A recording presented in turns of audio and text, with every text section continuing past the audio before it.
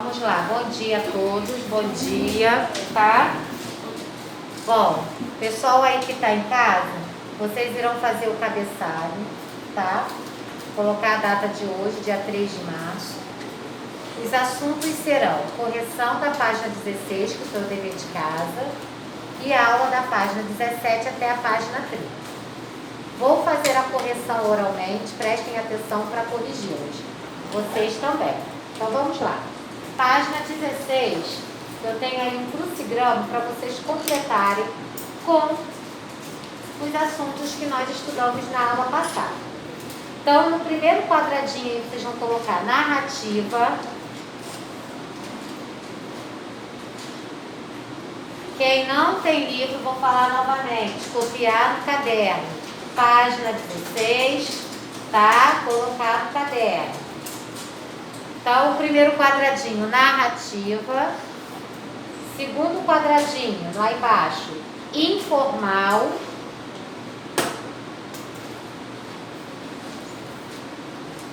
Aí eu tenho os dois últimos, né? No primeiro quadradinho vai colocar na primeira linha, observador. Na segunda linha, enredo. Enredo. Na terceira linha, direto. Direto.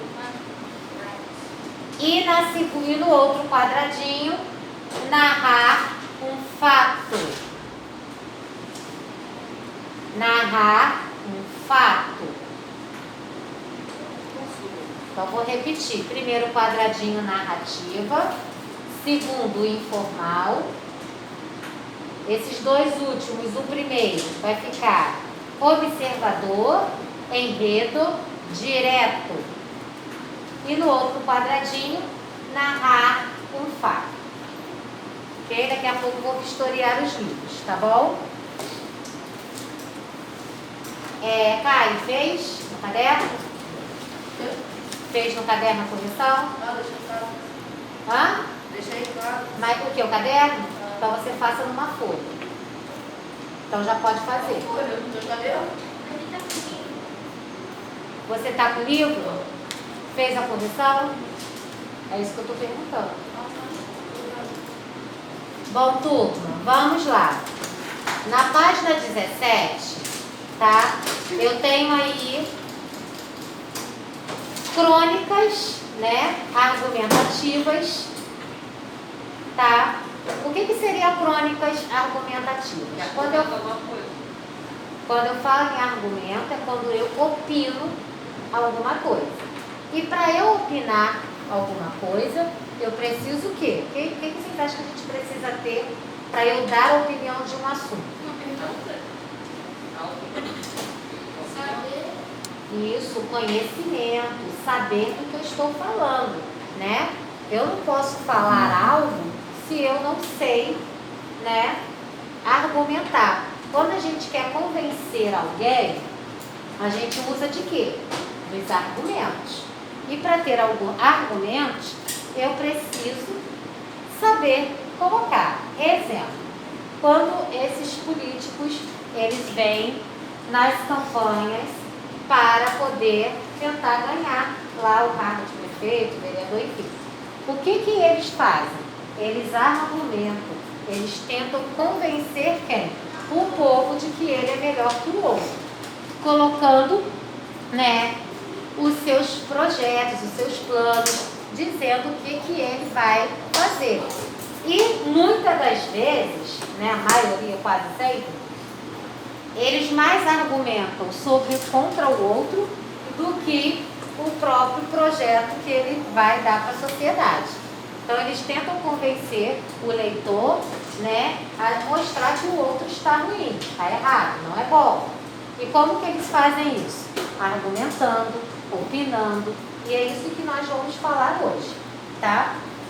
Então, a gente já teve mais ou menos, o que é uma crônica, né, que a gente estudou na aula passada, e hoje nós vamos falar sobre crônicas argumentativas. As crônicas argumentativas são um pouquinho diferentes daquelas que a gente estudou.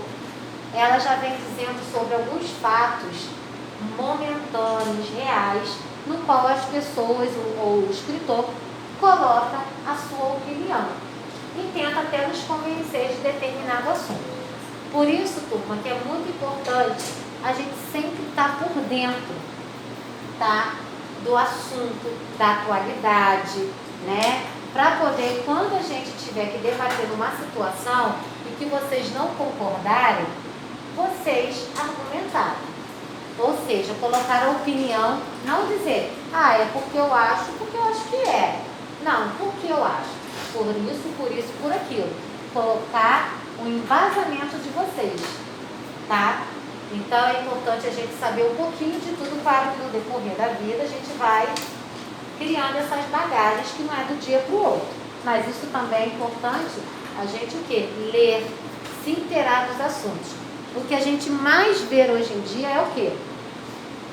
São pessoas opinando em redes sociais, coisas assim que quem tem um pouquinho de conhecimento fala, gente, está falando besteira, está pagando mico. Porque muitas das vezes a pessoa quer dar a opinião sem saber de fato, né, o que está acontecendo. Simplesmente acha aquilo, joga lá e acha que ponto.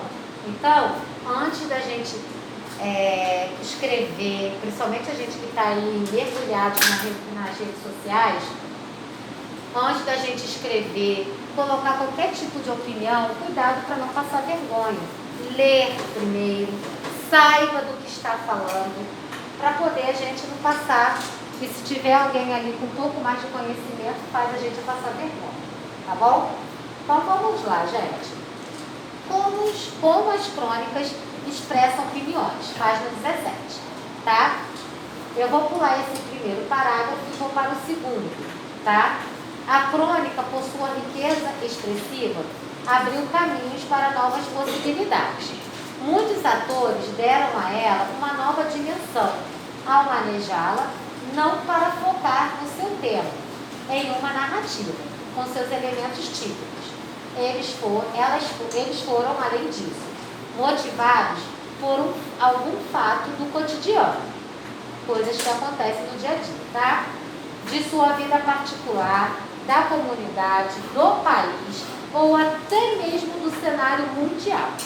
Os cronistas enxergaram no gênero a possibilidade de apresentar ideias e opiniões, debater temas polêmicos, enriquecer as discussões sobre o ser humano, o seu estar no mundo. Nascia assim a chamada crônica argumentativa. Isso aqui foi tudo que eu acabei de falar. Então a crônica argumentativa, ela vai debater, tá? Fatos do cotidiano, fato do país e às vezes até do cenário mundial. Por exemplo, hoje nós temos aí uma pandemia, que é o coronavírus, que é um fato que de cenário só do país ou mundial? Mundial. Então, quando quiser debater algo mundial, tem que ser aquilo que possa ser conhecido, menos que pouquinho, de todo mundo. Hoje todo mundo sabe, até uma criança de 3 anos, 4 anos sabe que a gente está numa pandemia, um coronavírus, né? Porque é um assunto de fato que mundial, tá? E geralmente as crônicas argumentativas, por exemplo, tem aquele fato do cotidiano do nosso bairro, né, onde as pessoas vivem. Por exemplo, quando chove as águas de janeiro, aqueles temporais, né, que tivemos, foi algo muito falado por nós, aqui da nossa redondeza, né?